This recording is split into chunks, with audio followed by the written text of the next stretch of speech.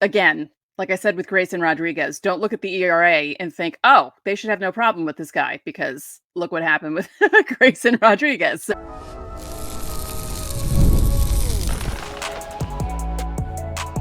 You are Locked On Yankees, your daily New York Yankees podcast. Part of the Locked On Podcast Network, your team every day. Welcome to Locked On Yankees, which is part of the Locked On Podcast Network, your team every day. Thank you for making us your first listen every day. I'm one of your hosts, Stacey Gotsulias. This episode is brought to you by PrizePicks, the easiest and most exciting way to play daily fantasy sports. Go to prizepicks.com/LockedOnMLB and use code all lowercase LockedOnMLB for a first deposit match up to $100. And with me, as usual, is my co-host, Brian McKeon. Brian, what an awful night. Yeah, not a good sports night in New York. No, what an awful New York sports night. Jeez, it doesn't get worse than this.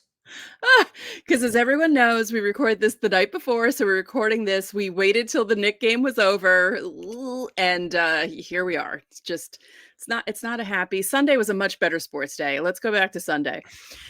Before we get started, don't forget to subscribe to the podcast on whichever podcasting platform you prefer to listen to us on, and subscribe to our channel on YouTube. Like the video, hit the bell so you're notified when our videos go live. On today's show, we're previewing Game 3 against the Orioles. We're looking around the league 1 month into the season. Can't believe it's 1 month into the season. But first, it wasn't a shutout, but I kind of called it a little bit. Yeah, you did. Stacey strikes again. You really called this one. Nestor had a Nestor start, right? He did this a few weeks ago. It sometimes he'll pull those rabbits out of his behind where he gives you the crazy shutout against the Marlins, or he goes deep into the game. He has that in him. But generally, Nestor, you're going to get 6 innings, 4 hits, 4 runs, 5 hits, 3 strikeouts. That's what Nestor Cortes does. He's the number 3, number 4 pitcher in this league. He's not an ace like he was 2 years ago. He's right. This is what he is. And that's fine. There's room for those guys in the league. You need guys like that in this league. But regardless, it goes back to what we've been saying the last couple of days. If you're going to score 2 runs, you can't expect any starting pitcher to win games for you. Right. You can't. Like the only guy that you're going to win a game like that with on the mound is Garrett Cole. That's and sometimes they don't even do that. Exactly. So these are games that I have a real, I look at the starting pitcher and Nestor's had this going on all year where it's been like a 1 bad inning kind of thing. He had that today in the 4th. It's really been the theme all year. But regardless of all of it, there's no excuse that I can make starting pitching wise. Like I want to evaluate the starting pitcher. I can't. This is on the offense. They're not scoring runs. They scored what, 3 runs in 2 games? No, 2 runs in 2 games in Baltimore after scoring 30 in the 2 before that, in Milwaukee. I know Baltimore's got a better pitching staff, but they need to be better. Like, that's it. That's simple as that. They need to hit more. And every time we turn around and seem like Judge feels like he's getting it going, he turns it around and is not getting it going again. Yeah. Yeah. He looked lost. He didn't look great tonight. No, he looked like he regressed like 8 steps compared to the weekend. Which is so weird, because you see over the weekend and even in the game yesterday where he looks like he's figuring something out. He looks like he's starting to click. He looks like he's getting into that Judge mode where he goes for a month straight of just constantly hitting dingers. And then for some reason today, he looked like I'm starting to believe more and more there's a lingering injury hiding back. It just feels like it. There's something off in his swing, and he's never been through a slump this long in his career. He hasn't. Yeah. It seems like he's not making the adjustments that you would think he'd make at this point, because, pitchers are pitching him a certain way and he's just swinging at those pitches. And it's like, we know that these pitches are coming. What are you doing? We're not accustomed. Yeah, we're not accustomed to that, Adam Judge. Yeah, it's just really weird. Some guys you watch and you kind of can predict, like Gary Sanchez, when he was really off, like you could be like, okay, he's going to just keep swinging at these sliders out of the zone, and then he'd strike out of 3 pitches. Stanton, same way. But now it's getting to the point where you watch AaronJudge and you can kind of predict how an at-bat's going to go, and not in a good way. And it's almost, would you flirt with the idea that this is a simple, I'm going to have, here's a sneak peek for the fans. I'm going to have 2 questions for you in the first segment. I liked what we did yesterday because I saw I went on the comment scroll today and I saw a lot of you guys were answering yesterday's question of how much you would give Soto. So I like getting you guys involved with the show, and I'd like to give you guys more questions to get you involved. I'm going to ask 2 questions in this segment. The really interesting one is coming at the end of the segment, but I'm going to ask one right now. Would you consider moving Judge in the lineup? And when I ask these questions as a preface, I'm going to have Stacey answer it first so we get her expertise, and then we have the audience fill in afterwards. Would you move Judge in the lineup at all? Like, is batting behind Soto a little bit too much pressure on him? Or is he not? Is there something affecting him coming right after Juan Soto? I don't know, because you would think that he'd be happy to have someone like Juan Soto in front of him. While I'd agree with you, would it be the worst move in the world now that Rizzo's kind of stabilized and figured things out to put Rizzo in the 3-hole? Ooh, okay. And then I don't know how I like 2 lefties following each other and the 2 in the 3-hole, but it's not the worst idea that I've ever heard. I just, to me, shaking something up might be a better move.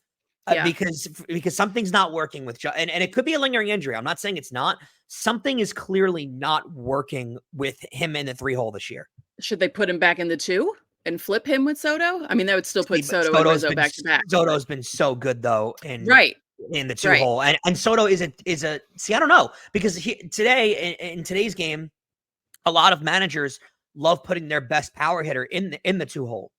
Right? Because it drives in a lot of runs. And Soto being in the 2-hole, he's not a power hitter. He drives in a lot of runs. He's always going to get a clutch hit.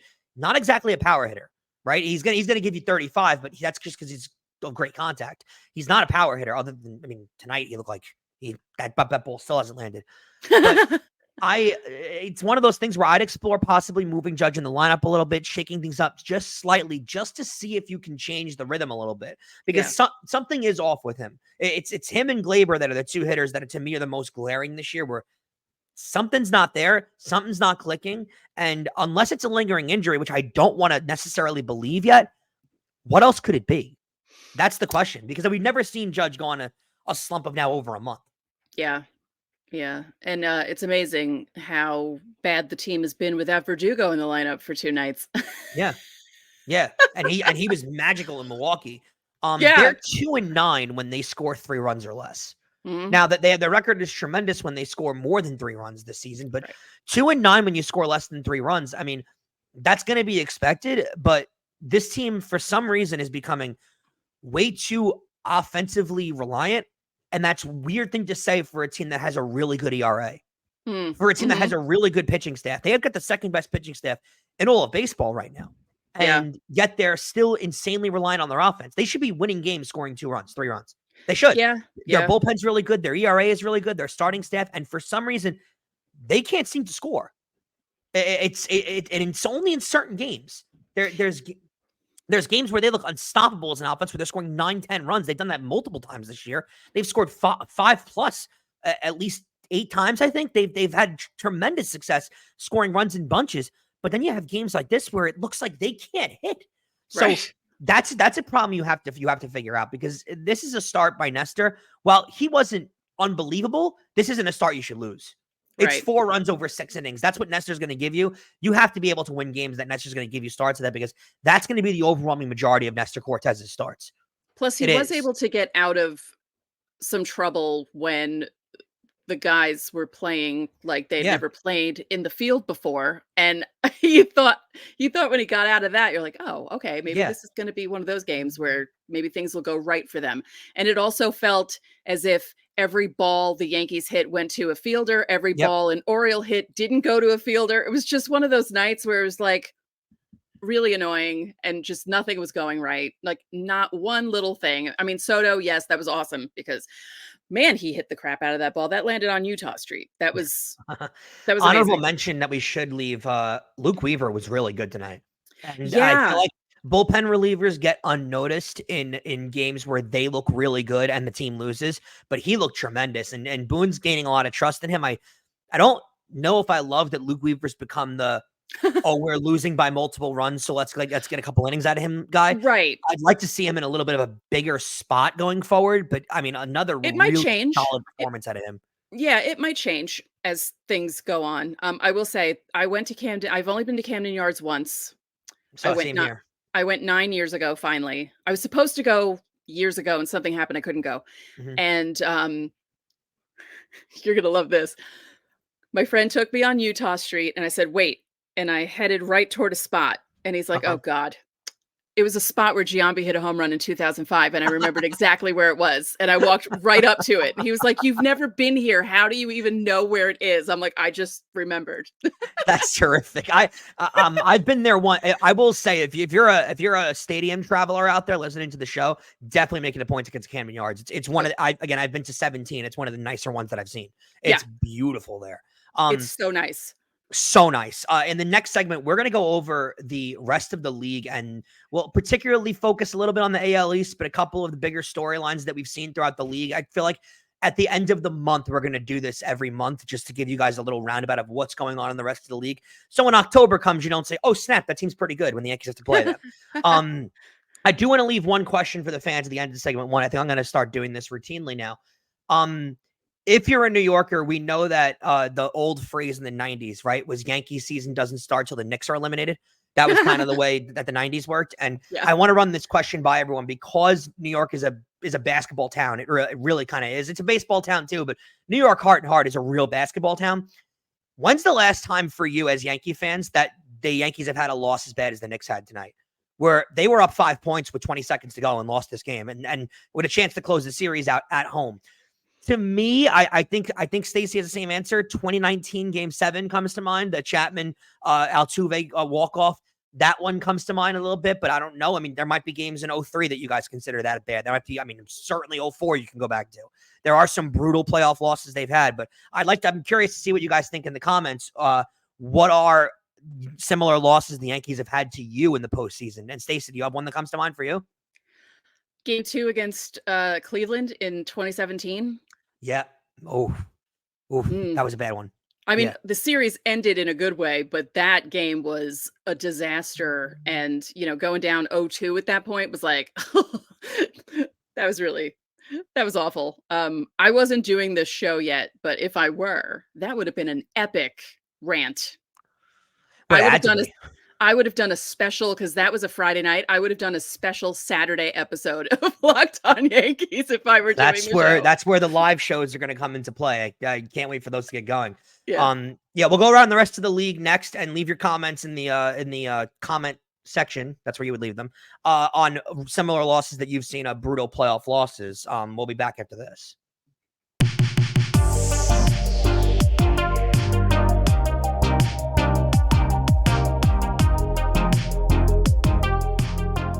Mother's Day is right around the corner, and if you're still scratching your head about what to get for the woman who means everything to you, fret not. DoorDash is here to save the day. Picture this, you sitting back, relaxed, with the grin on your face as you watch your mom's eyes light up with joy when she receives a gorgeous bouquet of flowers or a surprise gift from her favorite brand, all delivered right to her doorstep on the very same day. How?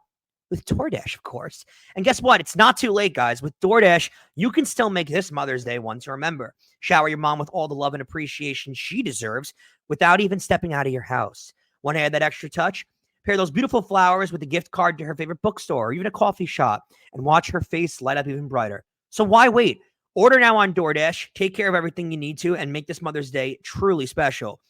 You can use promo code LOCKEDONMLB, that's all caps, to get 50% off your next order, up to $15 when you spend $15 or more on flowers, convenience, groceries, or retail. That's only on DoorDash. That's Locked On MLB in all caps. Order now and make this Mother's Day one for the books. DoorDash, delivering joy one doorstep at a time. Terms apply. Spring training is over and baseball season is officially underway. Don't miss your chance to add your favorite players from the diamond in your PrizePick entries, whether it's strikeouts, RBIs, or first inning runs. Take your pick of more or less and add them to your PrizePicks entry today. Get in on the playoff action with up to 100 times your money on PrizePicks as you and the world's best players take the game to a new level during basketball's postseason. PrizePicks is something new for every sports fan, from baseball and basketball to League of Legends and everything in between. You can pick LeBron, Shohei Ohtani, Connor McDavid, Artemi Panarin, and June Bellingham, all in the exact same entry. PrizePicks is the best way to get action on sports in more than 30 states across the country. That includes California, Texas, and Georgia. Testing my skills on PrizePicks this baseball season is the most exciting way to play daily fantasy sports. If you have the skills, you can turn $10 into $100 with just a few taps. Quick withdrawals, easy gameplay, and an enormous selection of players and stat types are what make PrizePicks the #1 daily fantasy sports app. Download the app today and use code LOCKEDONMLB. That's one word for a first deposit match up to $100. That's code LOCKEDONMLB for a $100 first deposit match.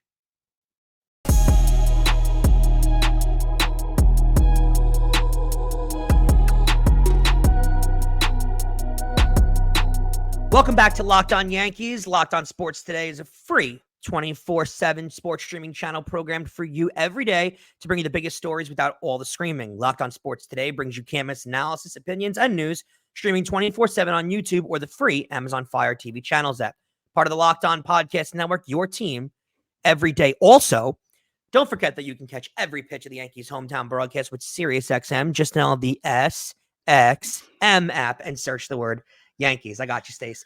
I have been doing it since I messed it up. But you let us know that you messed it up, so now it's just a thing. Now we have to just keep continuing it. That's how it works. First month of the baseball season is finally over. Lots of interesting storylines, lots of really unexpected things that have been going on, and things that are kind of expected par for the course. We're going to go over a lot of them. I wrote a bunch of them down, and I want to go over them piece by piece as we get through. Wait, one thing before we begin, because I don't know if it's here because I did it. Mike Trout, knee surgery. Yep. I edited it. Pretty much done for the year. We'll start there actually. Mike Trout could be back at some point this season. No promises from the organization. This seems like a yearly occurrence, right? We could just record this segment right now and install it in a year from now, and it would make the most sense. It's becoming one of the biggest wastes of a career that we've ever seen. It's because he's that good of a player, and he's never on the field. At least lately, yeah. Just when I saw that tweet come across from Alden Gonzalez, I just thought, wait, what? Am I imagining this? Like, what happened? Because I don't even know anything was wrong with his knee. They said that he felt it. He didn't feel it during the game. He felt it after the game. And now he needs surgery. And it's just... It upsets me as a baseball fan. Because, right. Let's be real. I mean, I want the Yankees to win a World Series. The Angels aren't really a threat to the Yankees. They're not. No. And I want to watch great players play the game. I do. And now not getting to see that for another... Here's the deal. When Mike Trout gets hurt, he misses the entire season. When Mike Trout plays, he wins an MVP. Right. That's how good he is. Right. So seeing him hurt, seeing him out for at best case, he's back in September or August. That's really devastating news. So, and he was doing really well, off to a great start. He was off to a great start. And I made the joke that maybe, maybe because Shohei left, he's like, okay, I'm going to start showing up and showing out. And that's not really what happened. But, maybe you just thought that he was healthy really for the first time in a long time. And he was so good those first couple of weeks. And not that he was bad the last couple of weeks, but just what a shame. It really is. Like, honestly, it's a shame. We'll start there in the AL West with my biggest disappointment for the season so far, and it gives me great joy to say this. The Houston Astros, I mean, if you guys haven't realized now, they didn't get Verlander back until, they're getting him back very soon, but they're a bad baseball team. So flat and simple, they've been a bad baseball team. If they have another month this bad, they won't make the playoffs. They've been that bad. They're currently 9-19 on the year. They can't afford another month. Today, I don't know if you noticed this, they sent Jose Abreu down to single A, not triple or double A. He single agreed to it. Yeah, that's amazing. He's just like, okay, yeah. Fun baseball fact. He is now the most expensive player to ever play in a single A game. $19.5 million. That's the biggest disappointment. They're behind the A's and the Angels currently in the standings. They're in last place in the AL West. They're having a terrible year now. I'm assuming the A's and the Angels will fall behind them at some point. But boy, oh boy, is this a brutal start to a year for the Houston Astros. We sort of saw a glimpse of it because did we expect the Yankees to sweep them in the opening series in Houston? No, but after that sweep, did you also expect the Astros to be this bad? No, I just thought maybe it was just a bad weekend. Yeah. So really, really interesting, surprising start to the year for them. On to that, I'll move on to my biggest surprise of the year, and that's the Cleveland Guardians. Reversed those records, 19-9 for the Guardians to start off. They've lost Shane Bieber for the year. So you'd think that's a thing where the players kind of sit back and go, season's over, what's the point? And they have played really well. Steven Kwan's been great. Naylor's been fantastic. And I got to mention, Estevan Florial has been incredible for the Guardians. He really is starting to come into his own. I know you and Steve were really big Florial people. So those takes are, it was a really matured, fine aged steak, but boy, is that steak tasting really good right now. I'm so annoyed. I knew that if he got regular playing time, he would show everyone what he could do. Yeah. Unfortunately, it's just happening in a different uniform. Right. Yeah.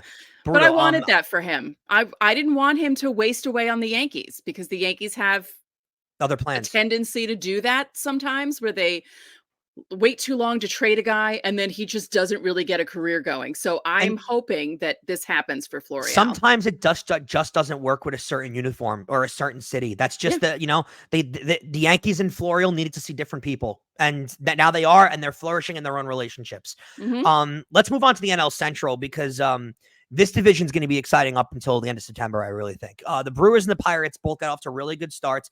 Yankees saw the Brewers last weekend, and they kind of faltered off a little bit. Pirates have cooled off.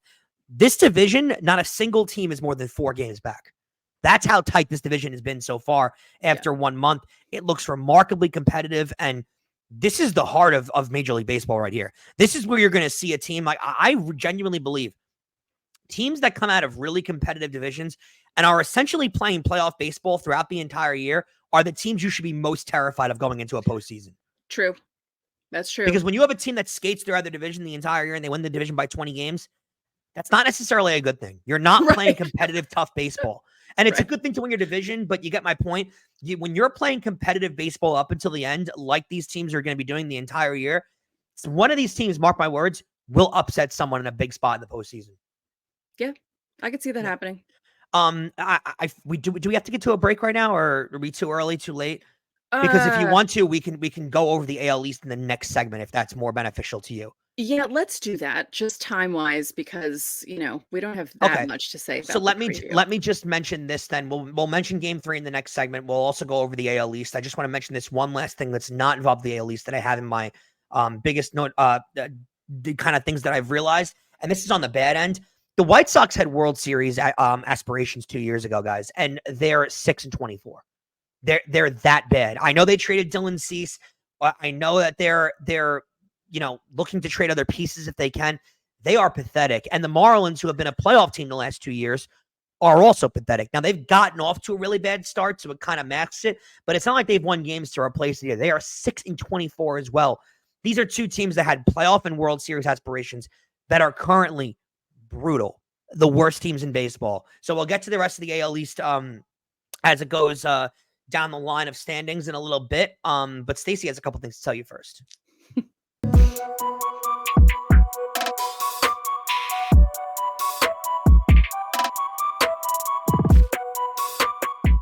We've all been there, either as a player or a fan. It's the bottom of the ninth. Your team is down to their last strike. It's not looking good. You're feeling low. You're not sure if you or your team can pull out a win, but that's when you dig deep. You lift your head up and you say to yourself, time to get back in the game, pull off some bank heists, and take as much of my friends' money as I possibly can. That's right. The smash hit mobile game Monopoly Go lets you compete with your friends to get the most riches and the biggest empire. It's the Monopoly you love, but on your phone anytime with tons of new twists, including leaderboards to compare your progress to your buddies. There's so much to do. You can play countless dynamic Monopoly boards, which I'm up to the 26th board, which shows you how obsessed with this game I am. You can make your friends bankrupt by smashing their landmarks with a wrecking ball. That's also fun. And you can charge other players rent on your properties.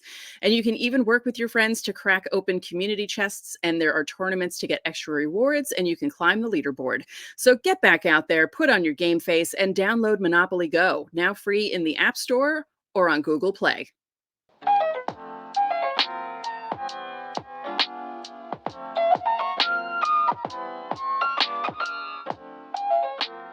Locked On has launched the first ever national sports 24/7 streaming channel on YouTube, and now it's also available on Amazon Fire TV in the free Fire TV Channels app. Locked On Sports Today is here for you 24/7, covering the top sports stories of the day with the local experts of Locked On, plus our national shows covering every league. Find Locked On Sports Today, now available on the free Fire TV Channels app. And remember, you can catch every pitch of the Yankees' hometown broadcast with SiriusXM. Just download the SXM app and search the word Yankees. Stacey, just one quick thing before we get on to the AL East and how it's been this year. Game 3 is going on later today. Luis Heel, 1-1 with a 4.01 ERA, going up against Corbin Burnes, 3-0, 2.55. Does Stacey Adamas have a prediction for this game? I predict the Yankees are going to score 4 runs off Corbin Burnes. Wow. Okay, I like it. Thank you. Things I'm looking for: can Heel dominate with the fastball again? Orioles are the 3rd best fastball hitting team in baseball, so not a good sign for Luis Heel going forward in this game at all, because that's a pitcher that he's been using. Let's look at the AL East. I'm going to go 1 through 5 in the standings. Just another quick notable mention: MLB is now looking into fixing the uniforms. About time. But these uniforms have been absolutely brutal. Not a single player likes them. Rodon sweats through every single one he wears. So gladly we're moving on from that. Let's go on to the team that's in first place currently, Baltimore. I think it's expected that they're in first place. They're on a 90-win pace. They're a really tough team to deal with. Their lineup is really complete. I think you're going to see Jackson Holiday as a part of this team once the season moves on a little bit and he gets a little more weathered in the minor leagues. No surprises here for you, right? No, not at all. Exactly what you thought out of them. 90-win pace. They're a great team. Yeah. Yankees, I'd say, though, look at this. I'm going to call them a pleasant surprise. Oh yeah, and that might ruffle a little bit of feathers because a lot of fans, I think, expected them to be good. I don't know if I expected them to be this good. That they have played really well so far. Again, struggling to score runs at times. Pitchers not going deep into games, but they're doing all of this without Garrett Cole and kind of without Aaron Judge. Right, Judge hasn't hit, and Cole has now long tossing finally. So they've done all this without 2 of their top paid players. And without Glaber. Glaber was their most steady hitter in 2023. He was like the one guy that you could look at last season and think, okay, he was okay for most of the year, where everyone else was so up and down. And so I would say without Cole, Glaber, and Judge, the Yankees are doing this. So this is a good sign for the future. Yeah, terrific point. They're playing the Orioles now. They're struggling. I will say this though: they've played good against some of the better teams in baseball when they've seen them. Right? They went to Cleveland and took 2 out of 3 there. Cleveland's playing really well this year. They took 2 out of 3 in Milwaukee. They should have swept that series. That damn Friday game is going to annoy me for a long time. But they've played really well against some of the top competition in baseball. It's not showing against Baltimore, but I think I'd call them a pleasant surprise for them to be this good. Now, a team that is an aggravating surprise, and to me, the most surprising team in all of the American League East, and I think you'd have to agree with this, the Boston Red Sox. I don't know if anyone agrees. They have the best pitching staff in all of baseball, and they're doing it with guys that you've never heard of. Right. I mean, the whole pitching staff is guys that you've never heard of. They're 16-13. They have the best pitching staff in all of baseball. Let me read to you who's on their pitching staff. Now, keep in mind, they have a 2.68 starting ERA for their team this year. That's absurd. To keep that in note, the Yankees are the 2nd best ERA in all of baseball, and they're 3.02. So you're talking almost a 40-point difference in the Yankees and Red Sox. That's remarkable for them to be that separated. This is their starting rotation. Now, Yankee fans, you've heard of Garrett Whitlock. The Yankees, notoriously let him go, and the Red Sox picked him up. But this is the rest of their pitching staff: Brayan Bello, Tanner Houck, Cooper Criswell. That's the rest of their best pitchers, and Bello is pitching tremendous. He's got the best ERA in all of baseball. But they look really, really good. And if they had a couple of hitters in this team, they could be a playoff team. And so let's see. I don't know how their farm system's not terrific, so I don't know if they'll have a chance to necessarily move 4 players at the deadline. But keep an eye on the Boston Red Sox because they're going to be a really hard team to score runs on this year. Yeah, and it's funny, in the preview, all the hosts picked them to be in last place. Everyone, and they're playing unbelievably well this year. A team that I think is playing unbelievably poorly, and I think has been the biggest disappointment in the entire AL East, is the Toronto Blue Jays. They can't score runs, and you think the Yankees' problems are bad. The Blue Jays are far worse, and here's another example of, if you think that Aaron Judge has gotten off to a poor start this year, guys, take a peek at Vlad Guerrero Jr.'s numbers. He's a different player this year. He's hitting .228 with 3 homers and 11 RBIs. Now, like we've reiterated throughout the show, Stace, it is the first month of the season. So guys, do have the right to get off to bad starts. But if you're a Blue Jays fan, that is the last start that you want to see out of your best player. Well, especially because he started so slowly last year. He didn't Yeah. hit a home run at home until what, like July or August. It was something crazy like that. And he didn't do as well last year as he did previous years. And No. It yeah, seems like he's getting worse, which is a weird thing to say. yeah. But he came into the league with such a crazy amount of hype and playing so well in those home run derbies that everyone kind of just assumed that Vlad Guerrero was just going to ascend into the star. And it almost feels like includes Vlad Guerrero. Was it Everyone assumed, 2021? Was that the yeah. crazy year that he had? Yeah. Yeah. And He's everybody fallen assumed he since was then. just going to continue to go on this roller coaster trajectory of becoming a superstar. And it feels like Vlad Guerrero also assumed that, because now he assumed that he was going to become the star, and it hasn't come as easy to him. So really surprising to me how bad he's been. And last but not least, Tampa Bay, I kind of feel like they're going to fix things. They're in last place. I kind of expect it, though. Other than the Boston being ahead of them, which is weird. They've lost a lot of players over the years. Their magic has kind of fallen off, especially their best player last year gets arrested and hasn't been back. So I'm not seeing a real big surprise when it comes to Tampa Bay, if I could say. Yeah. Yeah. I think Boston has surprised me the most out of everyone. Toronto, I'm not that shocked about because I don't know. I feel I'm like more shocked with Vlad than I am with Toronto. I'm not. He runs his mouth too much. He's just like Alek Manoah, the two of them. They run their mouths and then they don't back it up. So Yeah. it's kind of like almost like karmic in a way that they run their mouths so much and then this is happening to them. I mean, they could turn things around, but it's just, don't talk until you do something. That's my lesson I tell everyone. It's getting late early for them, though. It is. Yeah. It's getting late early. Oh, well, we'll see in a month how different things look because let's see, the Yankees have a series against the Astros coming up. Like there are different things happening. And at the end of May, we have to check in on the AL East again and see if the order is the same, if teams are doing what we expect them to do, or if something else shocking happens. For sure. We will. We'll be on top of that. One more time, don't forget to join the Locked On Yankees Insiders Club. There's a link in the description below and a 14-day free trial. You get texts from me, from Stacey. You can text all of us questions. And speaking of that, leave your questions under the pinned comment below to get your questions answered for Fan Mail Friday. If you join the Insiders Club, you will get top priority. Trust us. Remember, you can catch every pitch of the Yankees hometown broadcast with SiriusXM. Just download that SXM app and search the word Yankees. That'll do it for this edition of Locked On Yankees. I'm Brian McKeon. And I'm Stacey Gotsulias. We will see you tomorrow.